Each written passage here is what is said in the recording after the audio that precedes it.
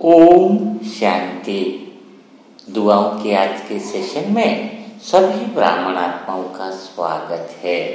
हमारे इस मनसा सेवा ग्रुप का उद्देश्य क्या है कि हर एक आत्मा 7 स्टार जीवन जिए, है ना। आत्मा 7 गुण से भरपूर है ना, तो हर एक आत्मा का जीवन 7 स्टार हो, यानी जीवन सरल हो, सहज हो, है ना। तन और मन से स्वस्थ हो। खाली तन से स्वस्थ होंगे तो स्वस्थ नहीं कहेंगे, तन और मन दोनों को मिलाकर हेल्थ बोला जाता है। और बाकी जो धन से भी खुश रहे, रिश्ते नाते भी काफी अच्छे रहे हैं, और जीवन में सब कुछ प्रचुर मात्रा में रहे जितनी जरूरत है, तो उसे कहेंगे कंप्लीटली वेल्थ। तो हेल्थ भी आपकी अच्छी रहे और वेल्थ भी आपकी अच्छी रहे, तो इस ग्रुप से जुड़ने के बाद आपकी दोनों चीजें बहुत अच्छी होने लगती है। खाली थोड़ी सी बातों का अटेंशन देना होता है। तो हम कौन सी बातों का अटेंशन दें जिसकी वजह से हमारी हेल्थ और वेल्थ दोनों खुशियां, हैप्पीनेस सदा के लिए बनी रहे। तो उसके लिए थोड़ा एक एग्जाम्पल के द्वारा हम समझेंगे, तो आपको पता चलेगा कि हमें किस तरफ आगे बढ़ना है। क्योंकि जीवन में हमें हर बात में निर्णय लेने होते हैं। जिसका निर्णय बहुत अच्छा होता है वह जीवन में सफल होता है। सुबह उठते ही हम निर्णय लेते हैं, अभी नहाए कि नहीं नहाए, टॉवल ये वाला ले कि वो वाला ले, ऑफिस जाना है तो थोड़े बाल गीले तो ऐसे निकल जाए या नहीं, यही सॉक्स पहन ले कि नहीं ले। तो कदम कदम पर हमारे जो निर्णय जो हम ले रहे हैं उसी का पूरे जीवन में प्रभाव पड़ता है ना।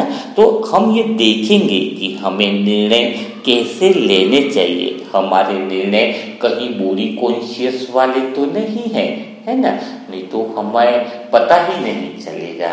तो हमारा जीवन किस तरफ आकर्षित करेगा उसी बातों को थोड़ा हम समझते हैं। तो उसको समझने के लिए हम रावण को देखते हैं। एक्चुअल में रावण के बारे में बहुत सारी गलत मान्यताएं हमने ले ली है। रावण के 10 सर हैं तो 5 सर नारी के विकार में, 5 सर नर के विकार, है ना, 10 विकार हैं और रावण तुम्हारे अंदर ही बैठा हुआ है ना। तो ये भी आता है। और एक बार कई लोग कहते हैं कि रावण तो बहुत अच्छा था, उसके जैसा कोई पंडित नहीं था, उसके जैसा कोई तपस्वी नहीं था।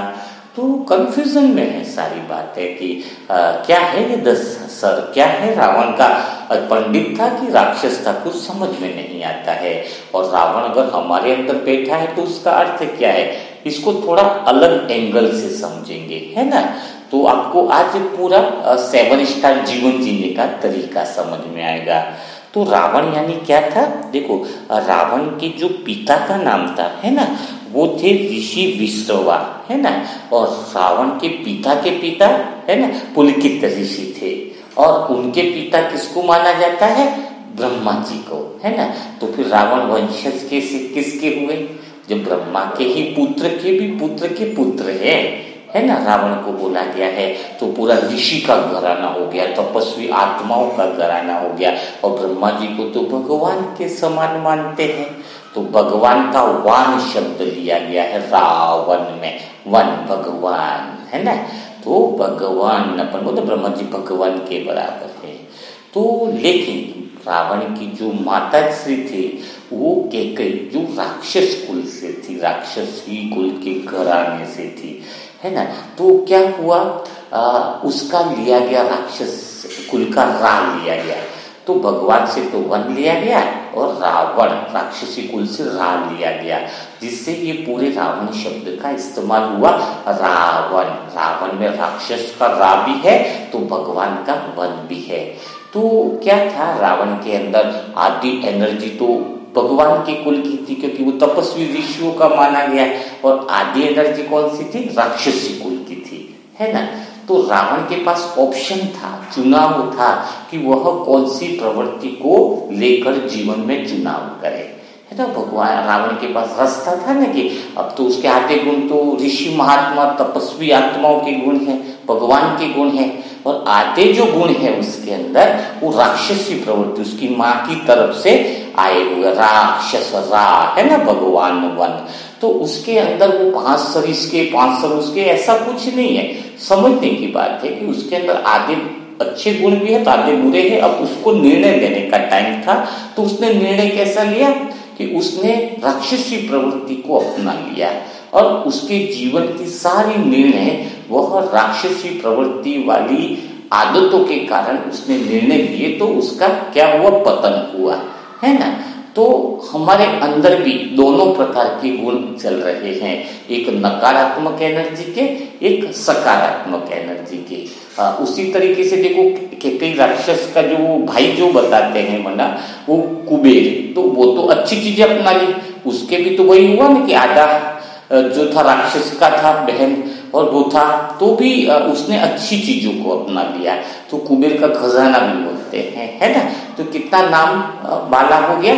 और एक तरफ रावण है तो उसने राक्षसी प्रवृत्ति वाले गुणों को अपना लिया, जबकि वो तपस्वी भी था, लेकिन हावी कौन सी चीजें रही, राक्षस प्रवृत्ति वाली चीजें, उसके ऊपर नकारात्मक एनर्जी हावी रही। तो अब हमें चेक करना होता है, जो आत्मा इस बात को चेक करती है कि मेरे अंदर नकारात्मक ऊर्जा जो रावण वाली ऊर्जा, रा यानी राक्षस वाली ऊर्जा है, वन यानी भगवान वाली ऊर्जा है, मेरा भी हश्र क्या होने वाला है। इसीलिए कहते कि रावण अंदर बैठा है, अर्थात राक्षस प्रवृत्ति के भी गुण आपको देखने को मिल रहे हैं और राग और वन यानी भगवान के भी गुण देखने को मिल रहे हैं। अब चुनाव आपका है कि पतन की तरफ जाना है या उत्थान की तरफ जाना है। तो नकारात्मक ऊर्जा का अर्थ क्या है उसको अब आगे हम समझते हैं। जैसे कि उदाहरण के लिए कोई भी शब्द आप नकारात्मक बोलते हो यानी वह राक्षस वृत्ति का ही हो गया, यानी आप जीवन में नकारात्मक लोगों के साथ ही संचय होने वाले हो। उदाहरण के लिए हम देखते हैं, क्या देखते हैं कि जैसे उदाहरण के लिए कोई व्यक्ति कहता है कि मेरे को कोई पसंद ही नहीं करता है, मेरे को कोई बात ही नहीं करता है, मुझसे मेरी बात कोई सुनता ही नहीं है, तो वो कौन सी ऊर्जा होगी आपके अंदर, बी नेगेटिव, ए यानी पॉजिटिव। ठीक है, हमारा सारा जो आधार है वो इसी चीजों पर डिपेंड करता है। तो आप बोल रहे हो कि मुझसे कोई बात ही नहीं करता, तो ये नकारात्मक ऊर्जा है, आपके जीवन को समाप्त करने वाली है। तो आपको कौन सा शब्द इस्तेमाल करना है, आप लगभग 100 बार 150 बार अंदर से यह लिखना बोलना चालू करो कि मुझसे सब बात करते हैं, मेरी हर बात सभी आत्माएं सुनती है और मेरी बात को सभी लोग मानते हैं, है ना। यह आपको प्रैक्टिकली करना होगा। लेकिन कई सारी आत्माएं, जब हमने प्रयोग कराया तो कुछ आत्माओं ने बोला 5 दिन होते ही कि हम डेली बोल रहे हैं कि मेरी बातें सब मानते हैं। सास थी तो परिवार में बहू वगैरह बेटे सुनते नहीं थे उनकी बात, तो उसने वो विचार चालू किया कि मेरी बातें सब, तो 5 दिन 7 दिन हुआ तो रिजल्ट नहीं आया। तो इसका एक कारण भी समझना होगा कि आपने जैसे गुल्लक होती है उसमें पैसे पहले से डाल रखे और नीचे से गुल्लक खोलेंगे तो खुल जाएगी, तो वैसे ही आपने पहले नकारात्मक विचार बहुत भरे हुए हैं, है ना, कि मेरे साथ कोई सुनता नहीं, ऐसी बहुत सारी बातें पहले से बोल रखी है, तो बहुत थोड़ी थोड़ी करके निकल रही है। और जो आप अच्छी सकारात्मक एनर्जी जो भर रहे हो वह तुम्हें कंटिन्यू रखनी है। कुछ दिनों तक लगातार इस सकारात्मक एनर्जी को अगर आप अपने जीवन में अपना के रखते हो तो पूरे घर के अंदर सभी आत्माएं आपको फॉलो करना चालू कर देंगी, आपको आगे रखना चालू कर देंगी, आपकी हर एक एक्टिविटी को अनुसरण करना चालू कर देंगी।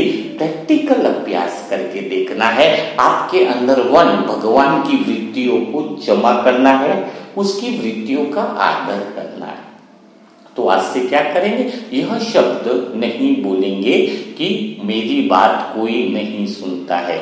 आज से एक ही शब्द पक्का कर लेना है, क्योंकि क्या बोलना है वही बातें भगवान परमात्मा हमें सिखाता है कि सभी आत्माएं मुझसे अच्छे से बात करती है। फिर देखो बच्चे भी आपका कैसे सुनते हैं, सभी सुनेंगे आपकी बात, एक आकर्षण पैदा हो जाएगा, उनके मनोगति में वह असर हो जाएगा। जितनी भी राक्षस प्रवृत्ति की आत्माएं हैं वो भी खुद आपके संग में आकर भगवान की वृत्ति वाली आत्माएं बन जाएंगी। तो आज से यह पहला अभ्यास आपको चालू करना है। दूसरी बात कौन सी आपको नकारात्मक जोन की नहीं बोलनी है, वह बात है कि जीवन बड़ा मुश्किल है ना। कई लोग बोलते हैं कि जीवन बड़ा मुश्किल है, जीवन बड़ा कठिन है ना। तो वहां पर मेरे काम बड़े मुश्किल से होते हैं। दोनों बातों को आपको लेना है कि जीवन मेरा मुश्किल है, जीवन बड़ा मुश्किल है, जीना बड़ा मुश्किल है और हर काम बड़ा कठिन है। तो जब ये दोनों बातें बहुत नकारात्मक एनर्जी पैदा करने वाली है, मैं खास विचारों को ले रहा हूं जो राक्षस प्रवृत्ति यानी नकारात्मक प्रवृत्ति को आकर्षित करती है, तो उन बातों को मैं बोल रहा हूं। तो वहां पर दो बातें आप ऐड करके चालू कर देनी है कि जीवन बहुत सरल है और सुंदर है और जीवन का कोई भी काम बिल्कुल सरल, कोई भी काम कठिन नहीं है, जीवन का हर एक काम बड़ा आसान है। क्या लिखना है कि जीवन का हर क्षेत्र का हर काम बहुत बहुत आसान है और जीवन बहुत बड़ा बहुत बढ़िया है, जीवन एकदम सुंदर है ना। तो जब आपके अंदर ऐसी बातें, ऐसी भावनाएं, ऐसी शुद्ध वृत्ति के पॉजिटिव वेव, सकारात्मक ऊर्जा है ना, वन यानी भगवान की ऊर्जा जब संचारित होने लगती है तो वह ऊर्जा पूरे ब्रह्मांड को आकर्षित करती है। आपका तन भी सुंदर होने लगता है, आपके रिश्ते भी मधुर होने लगते हैं, है ना। तो इन बातों को थोड़ा अटेंशन देना होता है। तो अब आपके पास नकारात्मक ऊर्जा भी है, सकारात्मक ऊर्जा भी है, यानी अभी आपका तराजू जो लेकर घूमते हो निर्णय लेने के लिए, तो वो निर्णय आप कैसे लेते हो, है ना। दिन भर में जैसे मैंने बताया कि आपको यह निर्णय भी लेना है, जीवन में पैसों से संबंधित भी निर्णय लेना है, या फिर कई सारे ऐसे निर्णय हैं जो तुम्हें लेने होते हैं। तो निर्णय का आधार क्या होना चाहिए? तो निर्णय का आधार आपका देह भान बिल्कुल नहीं होना चाहिए। आपका निर्णय स्व अर्थ में होना चाहिए, यानी सेल्फ की तरफ से निर्णय आना चाहिए, आत्मिक रूप से आपका निर्णय आना चाहिए। सेल्फ की तरफ अटेंशन रखकर अगर आप निर्णय लेते हो लोभ लालच के बिना, तो आपको जीवन में सुख, शांति, आनंद, प्रेम, मौन और शांति में रहकर, स्वयं में रहकर जो निर्णय लेता है वह जिंदगी में सफलता मूर्त जीवन को जीता है। उदाहरण के लिए जैसे कबड्डी का मैच होता है, आप कबड्डी के खिलाड़ी हो, तो आप जब सामने वाले पाले में जाते हो तो पूरा अटेंशन पहला किस बात पे रहता है? पूरा अटेंशन आपका स्वयं पर रहता है कि मैं स्वयं को बचाऊं, है ना। वो लोग अगर आपको पकड़ लेंगे तो पूरा अटेंशन आपका स्वयं के ऊपर रहता है। दूसरा अटेंशन स्वयं की सांसों पर रहता है कि मेरी श्वास टूटे नहीं, श्वास निरंतर चलती रहे, क्योंकि श्वास टूटी तो आप आउट हो जाओगे, है ना, मैदान से भी बाहर हो जाओगे। तो हम भी जब जीवन के कबड्डी के मैच में उतरे हैं, निर्णय लेना है, तो हमारा पूरा ध्यान स्व स्थिति पर होना चाहिए। हमें ऐसे निर्णय लेने हैं जिसमें सबका भला हो, है ना, सबका कल्याण हो। आत्मा की तरफ, श्वासों की तरफ, स्व की तरफ अटेंशन दे करके आत्मिक स्थिति में जब हम जीवन के निर्णय लेते हैं तो हमारे हर एक निर्णय एकदम बहुत सुंदर और भविष्य के लिए प्रभावशाली होते हैं। जो लोभ और लालच में लिए गए निर्णय कुछ समय के लिए खुशी प्रदान करेंगे, आनंद का अनुभव होगा, झूठे आनंद का अनुभव होगा, लेकिन एकदम आत्मिक स्वरूप का जो लाभ होना चाहिए, आत्मा का जो शुद्ध लाभ है, जो लाभ हानि से परे आत्मा का जो शुद्ध लाभ है, वह अनुभव नहीं होगा। है ये जो देह का जो लाभ है वह तुम्हें अच्छा लगेगा, लेकिन बाद में परेशानी में डालेगा। तो जो सेल्फ, स्व की श्वासों की तरफ अटेंशन देके स्व में केंद्रित होकर के तराजू को अपने हाथ में लेते हैं, तराजू का पलड़ा देहभान से परे होता है, दूर रहकर जब हम निर्णय लेते हैं तो हमारे जीवन में सुख और शांति, आनंद और प्रेम की घटना घटित होने लगती है और जीवन एकदम 7 स्टार सा बन जाता है। क्योंकि वो हमारा पूरा ध्यान ये होना है ना कि सकारात्मक ऊर्जा की तरफ होना चाहिए और शुक्रिया का भाव होना चाहिए। जब हम ये देखें, शुक्रिया का भाव का अर्थ क्या है कि अभी एक भाई ऑफिस में जाता था तो डेली कभी ध्यान नहीं गया, तो सत्संग का अर्थ क्या है कि सत्संग में कोई ताली बजाए, चाहे कोई हाथ हिलाए तो शरीर स्वस्थ रहता है। कहते हैं ना, सत्संग के अंदर आप ताली बजाते हो, हाथ का मूवमेंट करते हो, शरीर, तो भगवान की बात सुनते हुए शरीर में कोई मूवमेंट होता है तो तन स्वस्थ रहता है। तो एक भाई सत्संग सुनता था तो वहां से सेंटर पे भगवान के महावाक्यों को भी सुनने लगा, तो वो डेली ऑफिस जाता था, लेकिन आज उसका नजरिया बदल गया था। गेट के ऊपर उसने सिक्योरिटी गार्ड को देखा जिसकी आंखों में बड़ी नींद थी, 60-65 साल की उसकी एज थी, कपड़े भी पूरी तरीके से सही नहीं थे, मानो फटे हुए थे हल्के से, तो उसके पास इतनी सैलरी में इतना कुछ तो चल नहीं सकता था और ऊपर से 12 घंटे की ड्यूटी और पगार खाली 9,000 रुपया। तो हमेशा से वो जाता था, लेकिन आज उसका नजरिया बदल गया था। तो एक अंदर से उसको थैंक्स कहने की भाव उत्पन्न हुआ कि इसको शुक्रिया अदा करता हूँ कि जो इतनी रात को जगता है हमारी सुरक्षा के लिए, चंद पैसों के लिए। पैसा तो सभी देते हैं ना, कोई बहुत बढ़िया, लेकिन पैसे के एवज में इतनी सुरक्षा कर रहा है, कितनी बहुत जबरदस्त बात है। तो उसका शुक्रिया का भाव उसके लिए पैदा हुआ। जैसे ही वो थोड़ा सा आगे निकला तो रोड पे कुछ बहनें थी जो रोड की सफाई कर रही थी।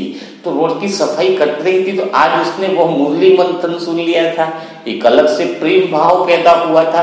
तो उसको देखकर यह अनुभव होने लगा कि देखो, ये हमारे रोडों की सफाई करने के लिए बहनें कितना काम कर रही है ना। सैलरी मायने नहीं रखती, पैसा तो सभी को मिल रहा है, लेकिन हमारा ध्यान रखने के लिए भगवान ने क्या क्या व्यवस्थाएं करी है ना, भगवान ने हमें क्या क्या दिया है ना। आपकी संभाल करने के लिए कितने लोग आपको सहयोग दे रहे हैं, कपड़े की सिलाई करने वाला भी आपको सहयोग दे रहा है। सिलाई, आप कपड़े सिलाई करी तभी तो आप पहन रहे हो। तो हमें ऑफिस में भी जब वो गया तो काफी कैंटीन वाले को, सबको उस भाव से देखा तो उसको याद आया, उसको स्मृति आई कि थोड़े से पैसे के लिए भी हमारे लिए कितनी ये सारे लोग मिल करके हमारी सेवा करते हैं, हमारा सहयोग करते हैं। तो जब ये भावना पैदा होती है तो हम सुरक्षा यानी शुक्रिया के भाव में आ जाते हैं, तो वह आनंद, वह सुख, वह प्रेम, बहुत इतना मजा आ जाता है कि जीवन जीने का तरीका बदल देता है, यानी उसको कहेंगे सकारात्मक ऊर्जा। तो हमें वही काम करना है जिससे हमारी शक्ति, हमारी एनर्जी और हमारा सब कुछ बढ़े। क्योंकि अगर तुम अपने गुणों को खोकर कितने ऑफिस के कलेक्टर भी बन जाओ, है ना, वो बताया ना कहानी की, डस्टबिन ने सोचा कि मुझे महल का, अगर कोई मुझे महल वाला व्यक्ति खरीद कर लेकर जाए तो मैं वहां बड़े मजे से रहूंगा, है ना। तो डस्टबिन भी था, पास में बहुत सारी चीजें दुकान में पड़ी थी, तो डस्टबिन हमेशा सोचता था कि मुझे कोई अमीर आदमी खरीद के ले जाए तो बड़ा मजा आएगा। अब डस्टबिन कोई अमीर आदमी खरीद के लेके गया जो महल जैसा उसका घर था, लेकिन वहां पर भी उसके अंदर क्या डालने में यूज आया, सारा कचरा डालने के अंदर ही उसका यूज आया। तो डस्टबिन महल में भी पहुंच गया तो भी उसकी इज्जत तो कैसी रही, कचरे वाली ही रही, है ना। तो कहने का भाव क्या है कि अगर इंसान के पास कितना भी धन आ जाए, अगर उसके अंदर गुण नहीं है तो वह डस्टबिन का डस्टबिन ही बना रहेगा। थोड़े समय बाद लोगों को एहसास होगा कि इसके अंदर कोई गुण नहीं है, उसकी इज्जत डस्टबिन से ज्यादा नहीं रहेगी। आप सोचते हो धन से इज्जत है, आप सोचते हो उससे इज्जत है, नहीं। आज देखो ब्रह्मा कुमारी बहनें हैं, भाई लोग हैं, थोड़ा सा कहीं जाते, गरीब है, पैदल चलेंगे, लेकिन उनकी इज्जत कितनी ऊंची होती है। श्रेष्ठ कर्मों करने वाले की जो इज्जत है कितनी ऊंची होती है। जैसे कि रास्ते से अपन मूर्ति खरीद के कोई लाता है ना, मूर्ति गरीब घर वाला व्यक्ति खरीद के लेके जाए, चाहे पैसे वाला व्यक्ति खरीद के लेके जाए, लेकिन उसको वो कितना केयर करेगा, कितनी उसकी इज्जत करेगा।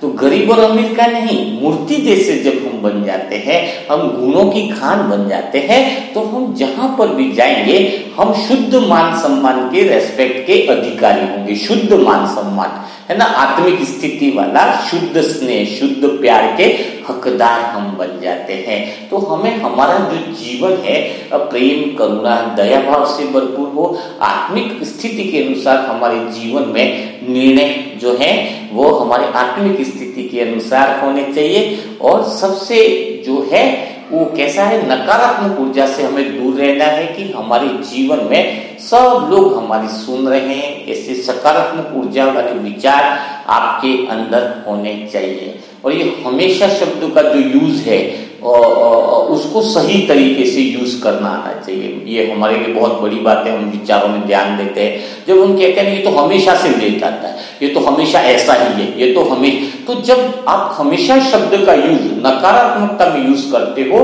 तो सामने वाले के जीवन में बहुत बड़ा बदलाव भी आ जाएगा ना, तो आपको दिखेगा नहीं।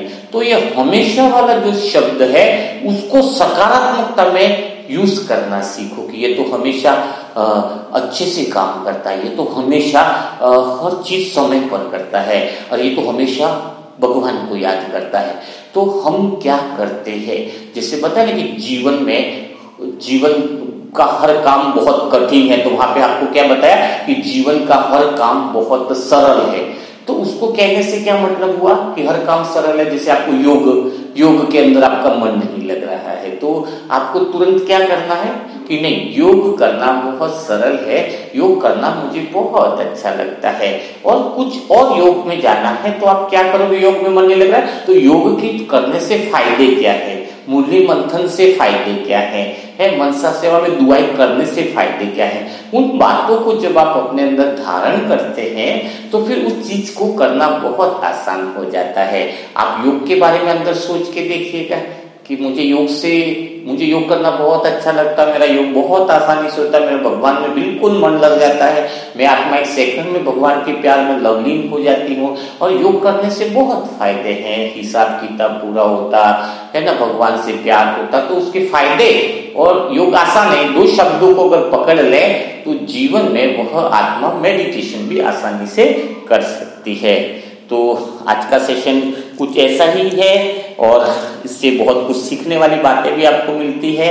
और आज हम जिस बहन को दुआई के लिए बात कर रहे हैं वो उदयपुर की है, बीके निर्मला बहन, और वह एक तरह से समर्पित ही मान सकते हैं, लेकिन पिछले काफी समय से अंदर शरीर के अंदर हल्की सी गिठान जैसी हो रही थी, काफी सारे टेस्टेज हुए लेकिन अभी वो ठीक नहीं हुई है। तो अभी उनको कैंसर का टेस्ट के लिए डॉक्टर ने सजेशन दिया था, तो आज उनके सारे टेस्ट हो चुके हैं, 2-3 दिन में, 4 दिन में उनकी रिपोर्ट आने वाली है। तो हमें सबको मिलकर बीके निर्मला बहन, जिनकी एज भी ज्यादा नहीं है, ओनली 36-37 के आसपास है, तो हमें बीके निर्मला बहन के लिए, जो भगवान की प्यारी बच्ची है, उनके लिए हमें बहुत दिल से दुआ करनी है कि उनकी रिपोर्ट कैंसर की पॉजिटिव न आए। तो बहुत थोड़ा सा होता ही है, तो रो भी रहे थे, थोड़ा सा हो ही जाता है, क्योंकि डॉक्टर ने बोला कि 60-70% चांस है अंदर की गांठ और फैलाव जो है, और काफी सारी पहले दवाई सब करे तो ठीक नहीं हो रहा है, तो वो काफी डरी हुई है। तो हमने निर्मला बहन को एक ही शब्द बोला है कि अगर आप यहाँ पर आ चुके हो, बाबा के घर में आ चुके हो, तो एक ही चीज होनी है कि रिजल्ट जो है आपका नेगेटिव ही आएगा, आपको फिक्र नहीं करना है। और एक अच्छी बात और है कि वो ग्रुप में हमने बताया था, कोई बहन है वो अपना अनुभव बोले ग्रुप में डाल सकते हैं, मैं उनका नाम बोल रहा हूँ कि उनकी भी कुछ ऐसा सर्जरी का ऐसा कुछ था, तो उनको भी नेगेटिव रिपोर्ट परमात्मा ने कराई थी। तो आज हमें निर्मला बहन के लिए यही प्रेयर करनी है कि वो शरीर से पूरी तरीके से स्वस्थ हो जाए, और वो ऐसे ही भगवान की सेवा स्वस्थ रहकर करते रहे, और उनकी कैंसर की जो रिपोर्ट है वह नेगेटिव आ जाए, है ना। तो सभी मिल करके जब ब्लेसिंग करते हैं, पूरे ग्रुप से दुआ करते हैं, तो वो दुआ बहुत जल्दी लग जाती है, और दुआ तब भी बहुत ज्यादा जल्दी से लग जाती है जब वो आत्मा खुद भगवान की बच्ची है। तो हमें बिना देरी किए बीके निर्मला बहन को ढेर सारी दुआएं देनी है, ठीक है ना। तो कल फिर हम मुलाकात करेंगे ऐसे ही सेशन के साथ। तब तक के लिए सभी भाई बहनों को ओम शांति। जो भी नई आत्माएं हैं वो व्हाट्सएप ग्रुप से जो भी जुड़ना चाहते हैं उनके लिए नंबर है 7202921969।